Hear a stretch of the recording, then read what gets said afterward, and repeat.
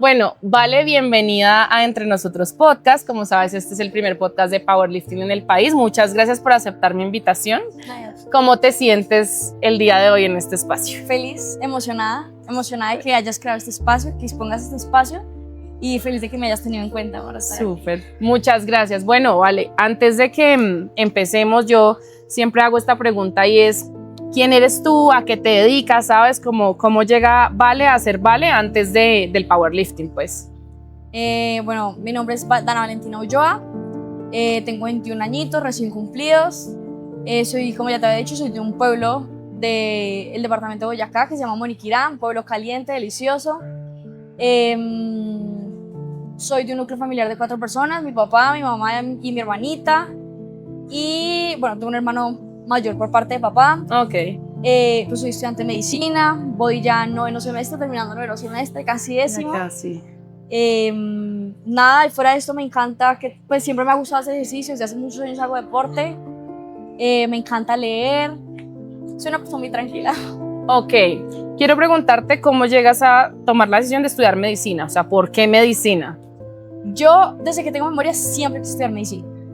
E inclusive antes de yo decir, o sea, como de pensar y de ser consciente de, hay como registros de que yo ya decía que quería estudiar medicina. Yo, como te dije, mi papá es abogado. Sí. Y pues es una persona que a mí, a mi hermana desde chiquita nos ha exigido como, bueno, tienen que leer, es muy importante que lean. Entonces yo desde chiquita leía mucho, pero obviamente cada cosa de acuerdo a la edad.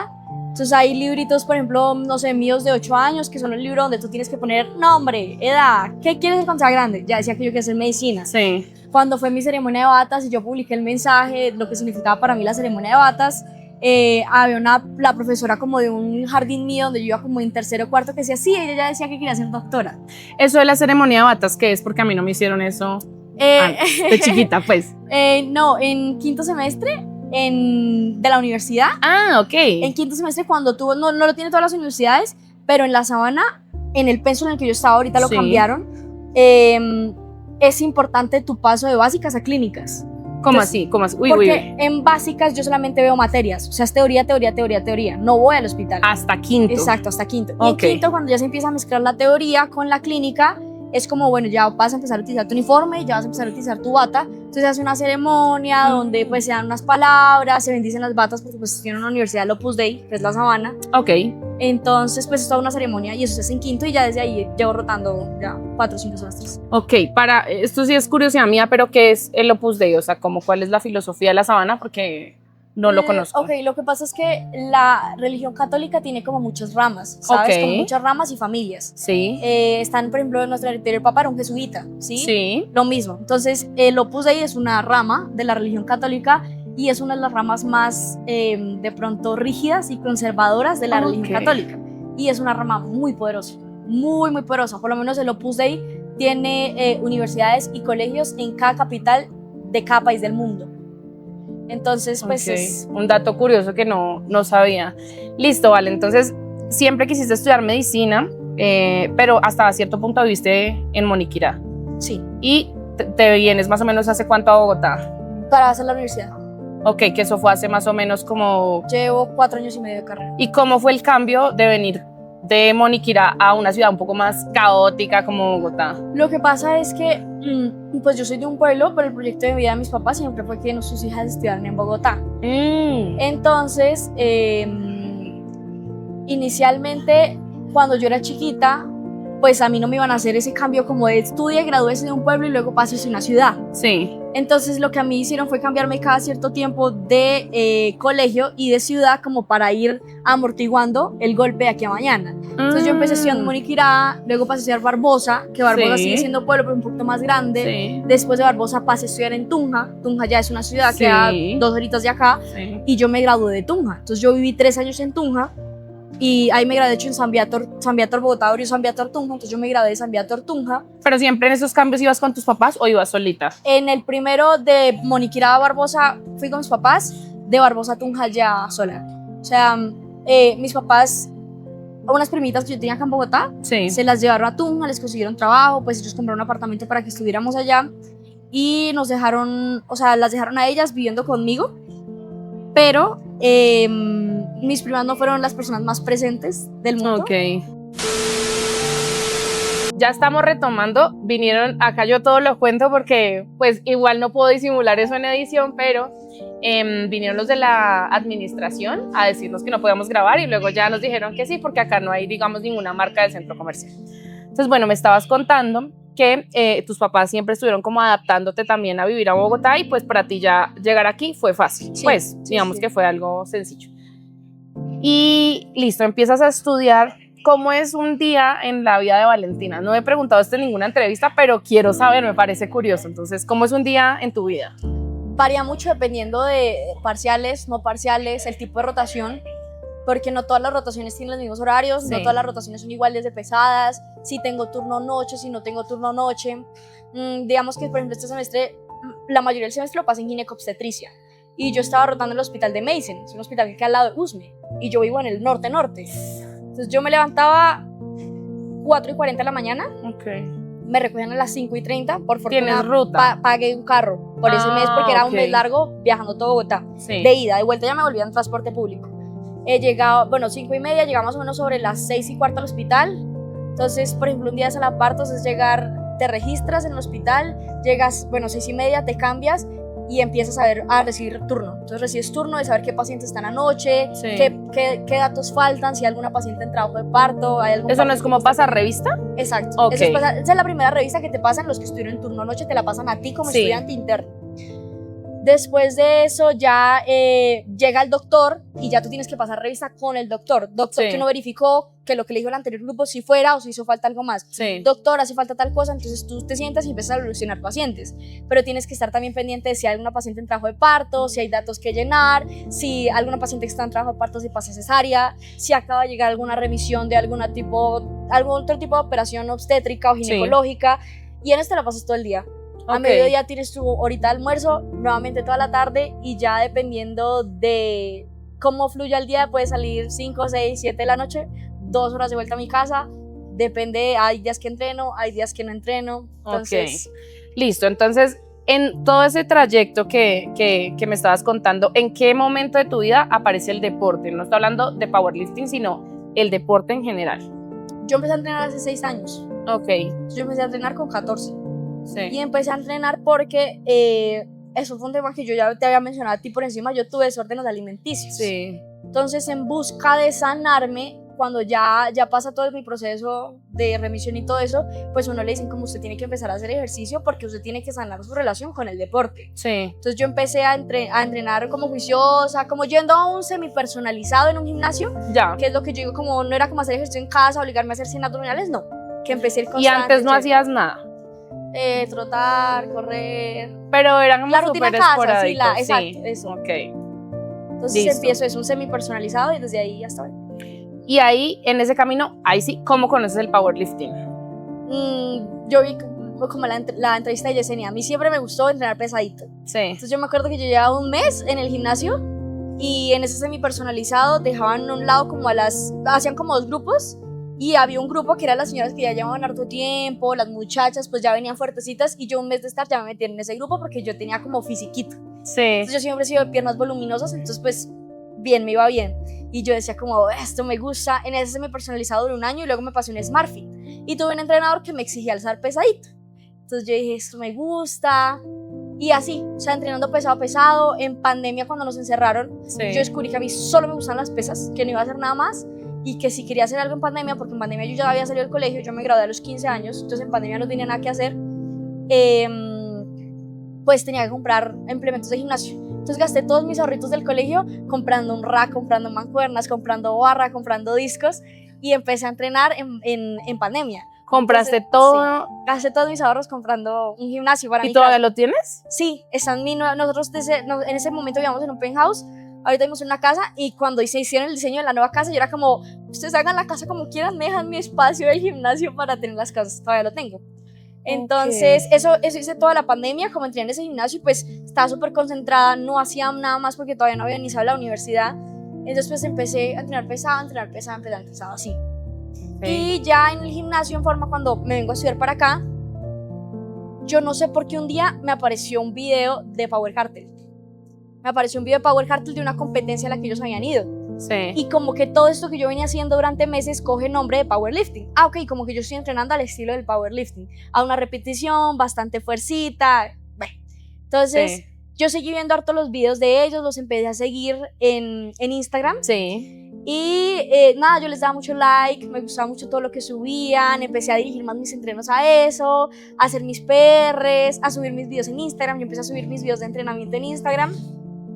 Y algo que yo considero muy de Dios, yo por allá en diciembre de 2022, creo, les escribí a ellos, porque estaba interesada en una asesoría. Sí. Entonces ellos me dicen, mira, vale tanto, tantos meses, no sé qué más, y yo, bueno, yo voy a ahorrar, y pues cuando les pago, porque mis papás no me van a apoyar en esto jamás.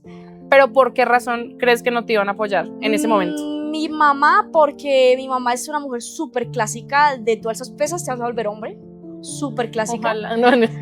Ojalá. Y mi papá, pues para mi papá toda la vida el centro ha sido el estudio.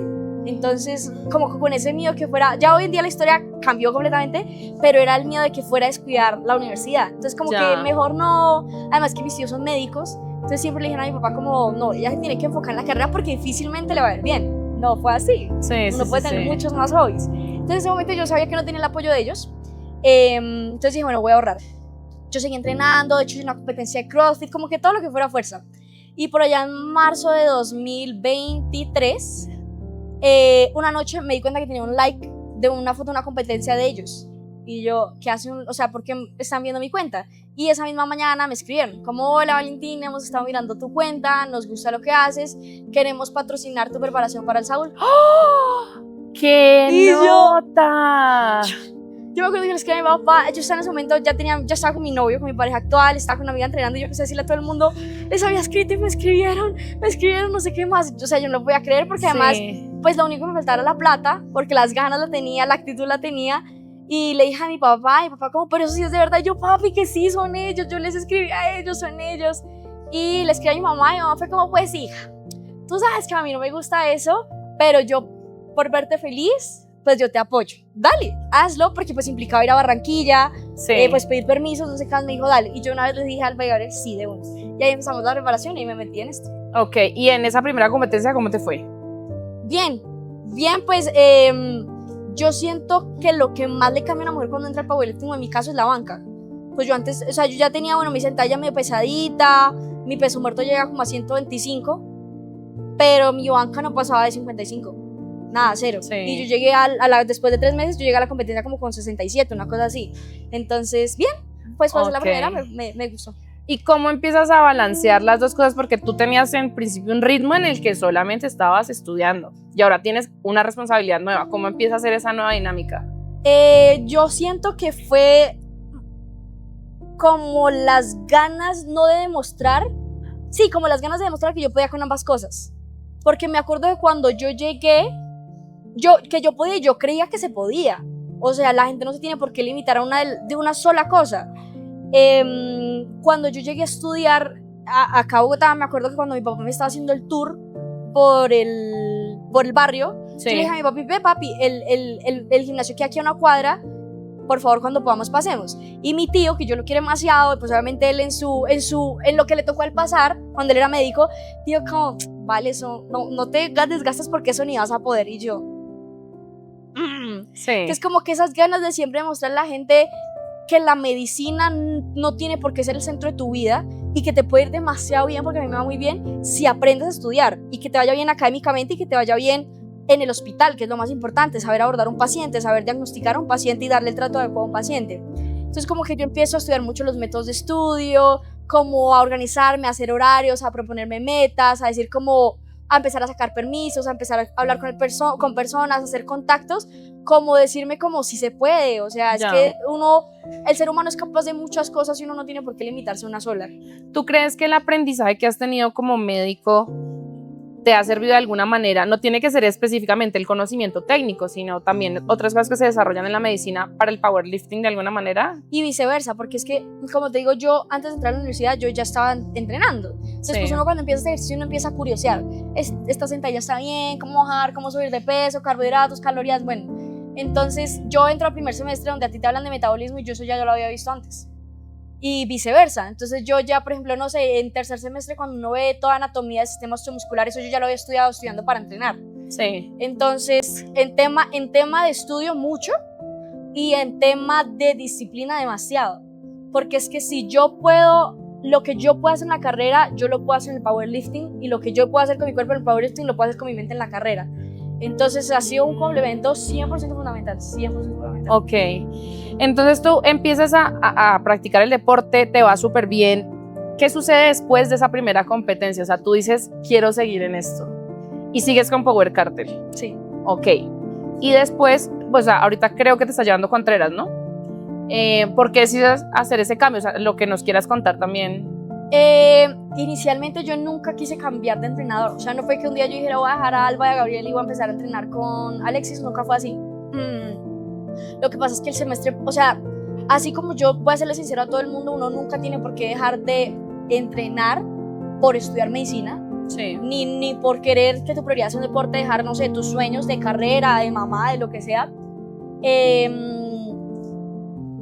Si bien eso es cierto, también hay semestres donde sí hay que pasar a un segundo plano el entrenamiento. Entonces yo el semestre pasado dejé de competir, no dejé de entrenar, yo dije voy a hacer ejercicio a lo que me dé. Si esa semana no fui chévere, si la siguiente fui 3 veces chévere, si la siguiente fue una vez, cero relajada, yo solamente quiero seguir moviendo mi cuerpo y quiero seguir estudiando. El semestre pasado fue un semestre donde se reúnen 3 materias que son ortopedia y traumatología, anestesiología y cirugía general, y desafortunadamente a mí me tocó súper pesado todas las rotaciones con turno noche, todas las rotaciones de más de 12 horas. Generalmente cuando tú tienes turno noche te dan un preturno todo el día. Yo en cirugía general nunca tuve preturnos de todo el día, me dan como 3 horas. Estaba también en el sur, era voleo arriba, abajo, entonces fue muy pesado. Yo dije, este es un semestre donde tengo que decir, Valentina, no vas a poder competir, tienes que bajarle, vas a seguir haciendo deporte, vas a seguir haciendo ejercicio. Sí. Entonces, en ese momento yo le dije a Alba y a Gabriel, pues solamente ya después de un patrocinio que me dieron, pues ya uno empieza a pagar. Entonces, yo les dije como yo en ese momento no quiero seguirles pagando porque pues va a ser plata que va a gastar que no vale la pena, 1, y 2, va a ser tiempo de ustedes que tampoco quiero comprometer si una semana les va a decir sí cumplí, la siguiente no, o sea, como que es algo de parte y parte que quiero pararlo. Y Gabriel y Alba me dijeron de una, te entendemos, fresca, relajada, no pasa nada. Entonces yo paré la asesoría. Y lo mismo, como en octubre del año pasado, que ya yo, bueno, como que se hablando un poquito, logré organizarme mejor varias cosas, yo dije, voy a volver con Alba y con Gabriel, pero como no sé si ya vaya a volver de tacazo, quiero hacerlo poco a poco. Alexis es mi mejor amigo hace años, inclusive antes del powerlifting. Nosotros nos conocemos hace mucho tiempo antes de este mundo. ¿Dónde se conocieron? En Tunja. Ah, claro.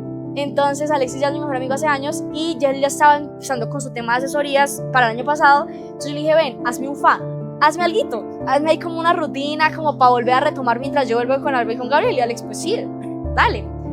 Y lo mismo, hubo de verdad un mes que tal cual como dije no fui constante, pero ya empecé a alzar pesadito, no sé qué más. El siguiente me le dije, bueno, metámosle otro poquito, pero en ese momento mi mentalidad siempre fue volver con Alba y con Gabriel. Sí. Pero empezó a pasar el tiempo y me empezó a gustar mucho la asesoría de Alexis, mucho. Además que encontré algo que no digo que no lo tuvieran Alba y Gabriel, pero es que Alex individualiza demasiado a todos sus atletas, a todos. Él estudia a sus atletas 100%. Okay. Y empieza a darse cuenta de que de pronto estamos en un bloque donde casi todas tus tops son de 3, pero qué tal yo considero que necesitas más exposición al peso muerto con una sola repetición. Entonces yo estoy en los otros movimientos con cosas completamente distintas y el peso muerto estoy con otra, que fue siento que algo que disparó mucho mi peso muerto en mi última preparación. Entonces él me empezó a individualizar demasiado como atleta y yo dije, me está gustando esto, me está gustando lo que estamos haciendo. Me recuperé súper fácil, pues porque yo llevaba meses sin hacer buen banco, y en una cosa de 3 meses ya había inclusive superado los números de hacía 3 meses, y pues era mi mejor amigo. Sí. Yo soy una persona súper sensible y súper emocional, entonces por más que una persona externa quiera conocerte, Alba y Gabriel, que yo los quiero demasiado, porque igual lo que soy como atleta no hubiera llegado a hacerlo sin ellos, sí. Nunca podrían llegarme a conocer como me conoce Alex, que es mi mejor amigo, y aparte, a la par de Alba y Gabriel, conoce mi trayecto como atleta. Sí. Entonces era una persona que tenía capacidad de entender mis altos, mis bajos, cuando yo quería, cuando no quería, que mi sí a veces era no, y me quedé ahí, y ahorita que era como la prueba de fuego, nuestra primera competencia. Te fue súper bien. Ahí yo vi que tú pusiste en las historias, pero igual quiero que nos cuentes. Tú ibas para la menos 60. Menos 56. Ah, perdón, ibas para la menos 56 y terminaste en la menos 60. ¿Fue algo que pasó a último momento? Sí, ¿o cómo fue? Porque justamente el mes y medio antes de la competencia fue la rotación de esta que te digo que era todo el día de ITEM, y yo normalmente me mantengo en 57 kilos, ahí siempre estoy en 57 kilos. Entonces un mes y medio antes, pues yo estaba durmiendo súper mal, no estaba teniendo el mismo descanso, entonces dijimos, ¿me bajo a la menos 56 o meto un poquito más de calorías y carbohidratos para, de cierta forma, lo que no estoy teniendo en sueño, compensarlo con energía? Sí. Entonces metámonos más bien comida para estar limítrofe menos 60, porque yo pesé 59.7, sí. Metámonos limítrofe y en ese momento adaptémoslo como una estrategia de competencia, y por eso yo me subí. Ok, pero quieres seguir en la menos 56. Listo. Ahorita que ya estás casi que te queda un semestre, entiendo yo. O no es así. ¿Cómo es? Cuéntanos entonces mejor cómo es. Medicina generalmente tiene 12 semestres. Oh. Pero la Sabana tiene 14 semestres. No, te falta un montón, no, todavía. Como 2 años. Sí. Ok, ¿por qué esa diferencia? Tiene medio semestre más de internado, como un internado especial que te permite acercarte más a la especialidad que a ti te guste, por promedios y puntajes y cosas así. Y tiene, creo que, y también tenemos un semestre más de medicina interna, que es como la base de toda la medicina. Okay. Tiene más cositas. Okay. Pues el que decide meterse desde un inicio lo asumen, porque ya que. Sí. ¿En qué te proyectas en la medicina? Yo llevaba 9 semestres diciendo que quería ser médica internista. A mí la medicina clásica me encanta, diagnosticar al paciente diabético, al paciente crónico, a la hipertensión arterial, la falla cardíaca, neumonías, me fascina. Los algoritmos, los medicamentos, me encanta. Pero el semestre pasado en anestesiología, que los que estudian medicina sabrán que es una rotación muy aburrida, muy aburrida. ¿Pero por qué? Cuéntanos a los que no estudiamos medicina. Porque tú le haces la inducción al paciente para anestesiarlo, sí, para que se duerma o para su epidural, y la mayoría, o sea, una buena cirugía un paciente no tiene por qué complicarse. Ya. Entonces, pues, el 99.9 de las cirugías el paciente no se complica, se le baja un poquito la tensión, le pones un poquito de noradrenalina, se vuelve a establecer y ya. Entonces, son cirugías de 3 horas donde tú estás buena frecuencia cardíaca, buena tensión arterial, y ya. Entonces, yo no, por cosas de la vida, en esa rotación de anestesiología, yo como anestesióloga entré, o sea, como ayudante de anestesiología, entré a muchos procedimientos de ginecobstetricia. Me mataron. Me encantaron, podía hacer, no sé, una histerectomía, que es cuando a una mujer le retiran el útero, por miomas, que son como masitas, cosas así, y yo era así, 3 horas, 4 horas, y yo era así, cesáreas y cosas así, yo decía, pucha, el siguiente semestre se viene gineco, me va a gustar, estoy segura que me va a gustar. Entonces entré en este semestre cuando nos repartieron las rotaciones, a mí me había tocado un hospital bueno, pero me habían dicho que no se recibía tantos partos. Ok. Y yo necesito. ¿Qué hospital? Era funcional de Zipa. Ok. Pues como más o menos nuevecito, pues no se recibe. En general en todos los hospitales no tiene por qué recibirse tantos partos, hay como una media. Pero por alguna extraña razón me dicen, ya es muy conocido por partos, por obstetricia, o sea, por demasiadas cosas. Y habían dicho que la rotación más pesada. De hecho, yo este semestre me enfermé de una amebiasis intestinal y el médico que me atendió, que le conté que era médica, no sé qué más, él hizo su ginecología, me dijo, eso es un infierno, eso allá va a ser terrible, te va a tocar súper duro. Bueno, yo soy de las que prefiere conocer antes de predisponerse. Pero si me habían dicho que es una rotación pesada, pues cambié mi rotación para medicina. Yo sabía que me quedaba 2 horas de la casa. ¿No te importó? Nada, cero, porque dije, si voy a cambiar de especialidad es porque lo aviva, porque la sienta, porque no sé qué más. Y me fui. Y los primeros días yo dije, pues sí, o sea, está chévere, pero no siento cómo me sentía en medicina interna. Empezó a pasar el tiempo, me enamoré. Me enamoré, enamoradísima, pero mal, porque en la medicina se vive al que le gusta el parto y al que no. Pues porque hay mucho fluido, es un bebé llorando, es una señora llorando, gritando. A mí me encanta, me fascina la ginecología, la obstetricia. Entonces, pues, este semestre como que cambié de idea. Ok. Entonces, pues ahí está, ¿no? Medicina interna o ginecología obstetricia. Bueno, igual todavía te queda tiempo para vivir más cositas. Y en el tema del power, ¿cómo te visualizas? Cuando yo empecé a hacer powerlifting, yo creí que era, una primera competencia y ya. Mis papás también. Ellos fueron como, bueno, una competencia, te dejamos competir una vez, pues porque la idea es que el centro sea el estudio y nada más. Y me empezó a gustar, les empezó a gustar a ellos. Mis papás fueron al Infernal del 2023. Sí, al Infernal del 2023 y yo en el Infernal del 2023 me blanqueé en banca. Y al final de la competencia, pues mi mayor regalo era que había ido mi papá a verme. Cuando mi papá empieza a decir, como no, hija, la próxima tú que habrás más suavecito banca. Y yo, ¿la próxima? ¿Con qué hay próxima? Entonces ya empezó a gustarles y yo empecé a decir, bueno, tantas veces que le dije a Alba y a Gabriel como, no busquen que yo compre más productos de powerlifting porque no los necesito, no voy a durar. Y 2 competencias, 3 competencias, ya esta es la 4ª competencia. Entonces Entonces yo muchas veces he dicho como, no, esto no lo voy a seguir haciendo, pero yo creo que lo voy a seguir haciendo por mucho. Sí. Yo creo que seguir balanceando las cosas, seguir demostrándole a la gente que sí se puede hacer ejercicio, inclusive que sí se puede ser atleta, porque ya son cosas distintas. De pronto seguir teniendo metas más altas de las que alguna vez tuve, porque yo creo que mujer promedio que hace powerlifting es las 3 etapas en manca, las 3 etapas en peso muerto, la etapa y media manca. Bueno, yo superé eso, ¿qué sigue?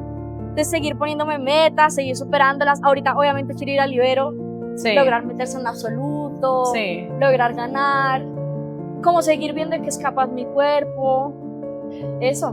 Mira que quiero que profundices en la idea, porque esto quiero que le quede muy claro a mucha gente que está estudiando y trabajando y está también en muchas cosas o que de pronto a veces se sienta abrumada.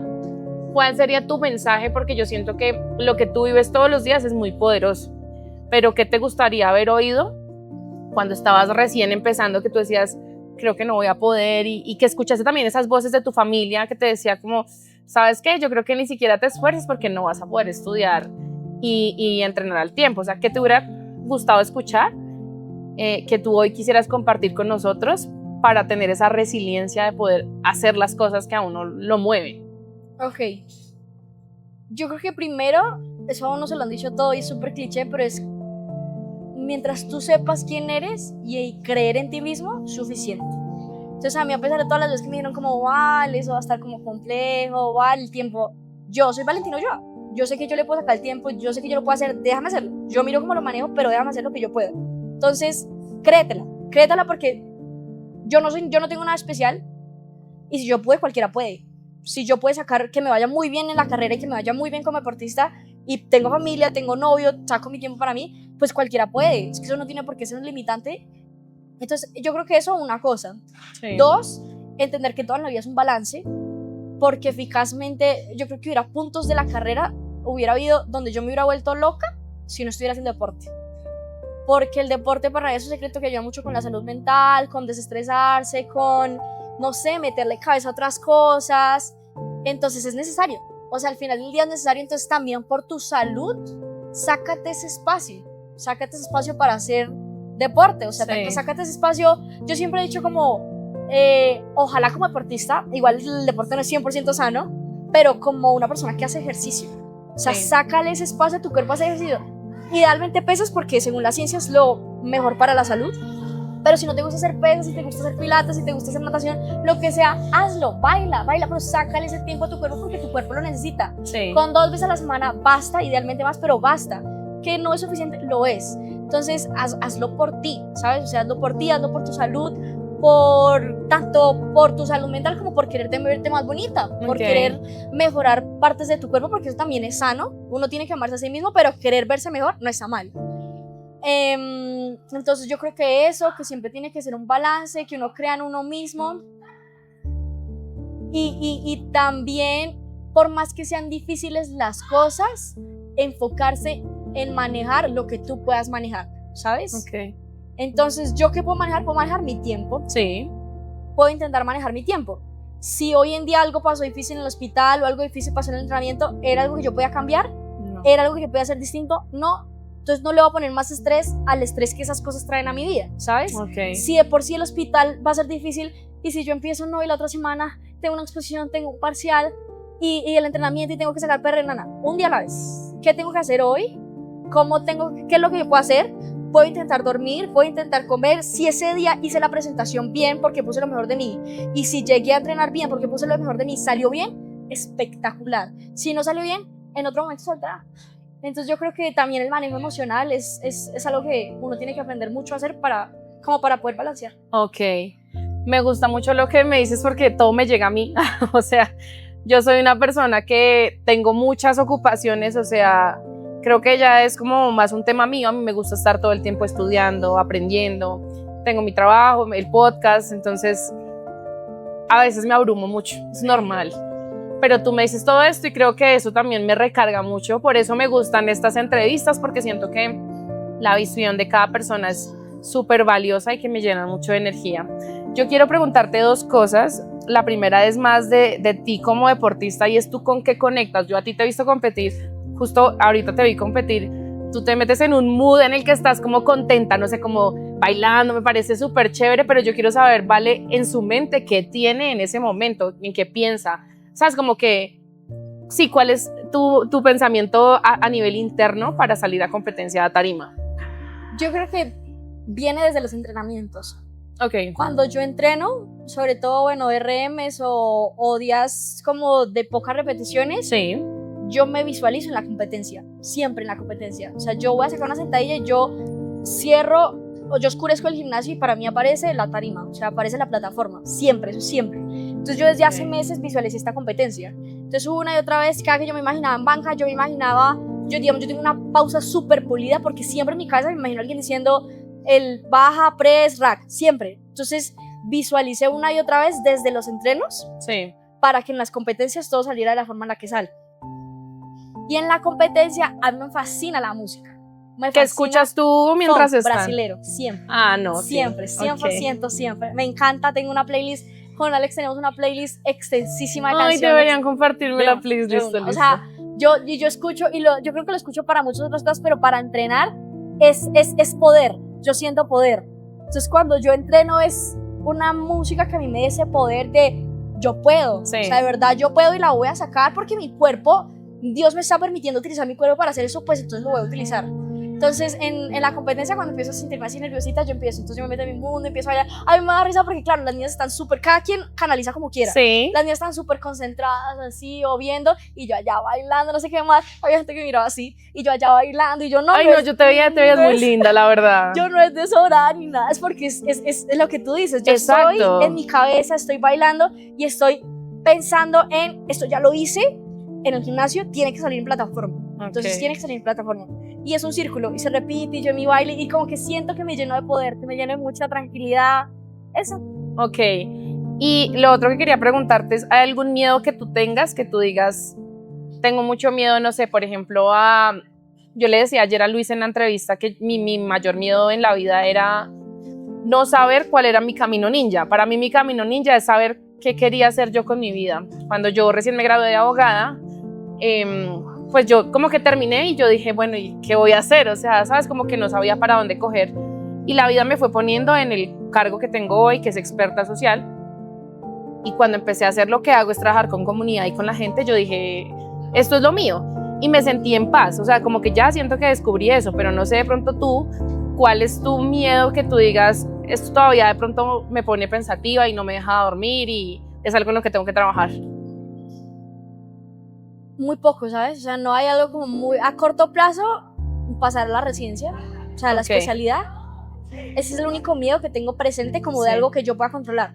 Porque obviamente tengo mucho miedo de perder a mis familiares queridos, mis papás son mis mejores amigos, a mi hermanita, o sea, ese tipo de cosas es un miedo que todos tenemos. Sí. Mi miedo presente sería la residencia. Más allá de eso, a nada porque, bueno, no lo he mencionado en esto, pero como te he dicho, el centro de mi vida es Dios.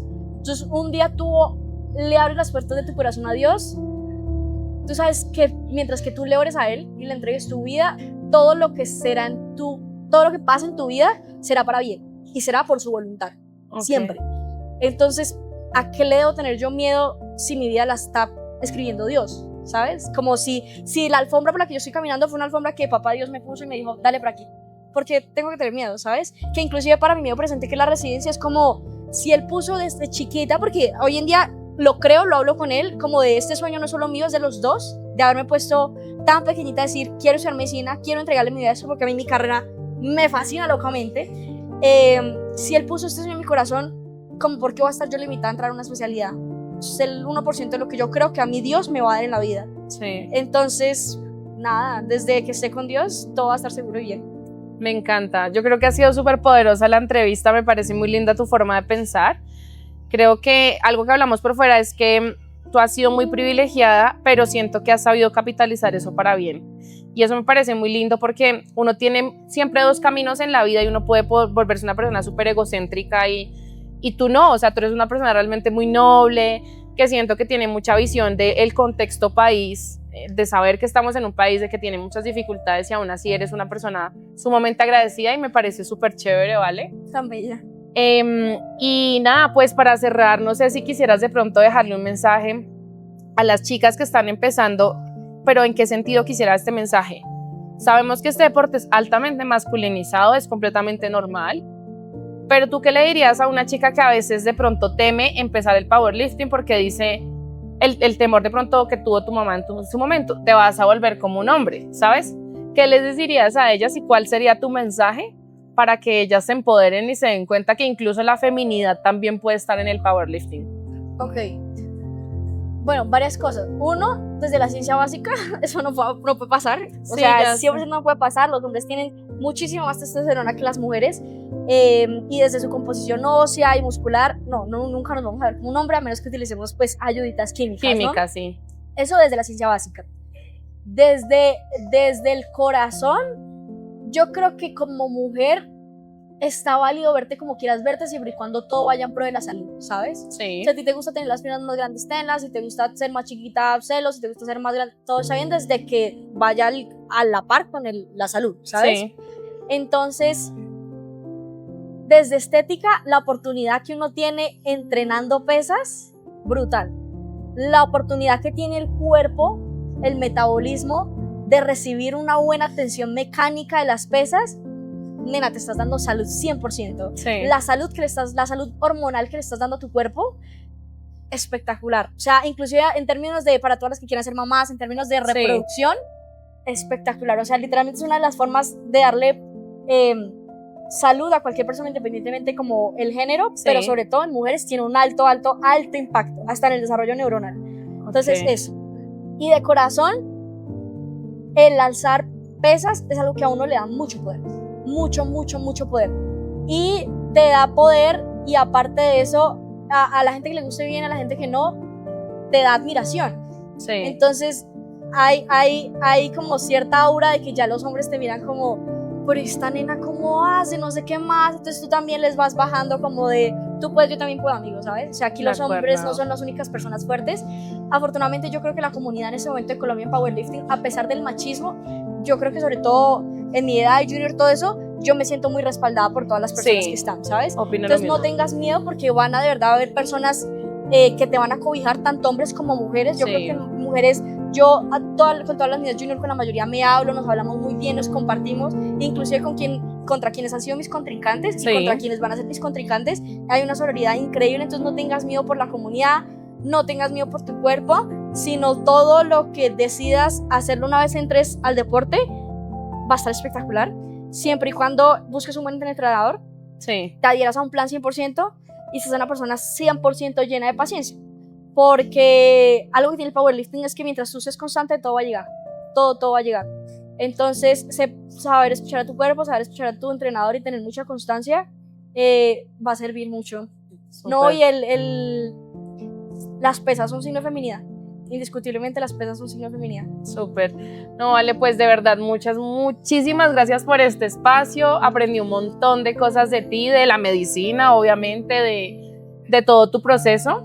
Y te agradezco mucho por haber abierto tu corazón para el podcast. Sé que muchas personas que están estudiando tal vez van a sentir como un alivio al escucharte, porque siento que tú eres una atleta muy destacada, que le ha ido muy bien, que tiene una fuerza increíble en banco. O sea, yo te envidio mucho el banco, porque banco es mi movimiento favorito.